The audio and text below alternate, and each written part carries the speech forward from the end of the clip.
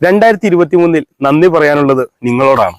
വിരലൊന്ന് നീക്കിയപ്പോൾ മാറി വന്ന ഒരു വീഡിയോ, അതെന്റെ വീഡിയോ. അത് കാണാൻ വേണ്ടി സമയം ചെലവഴിച്ച നിങ്ങളോട്.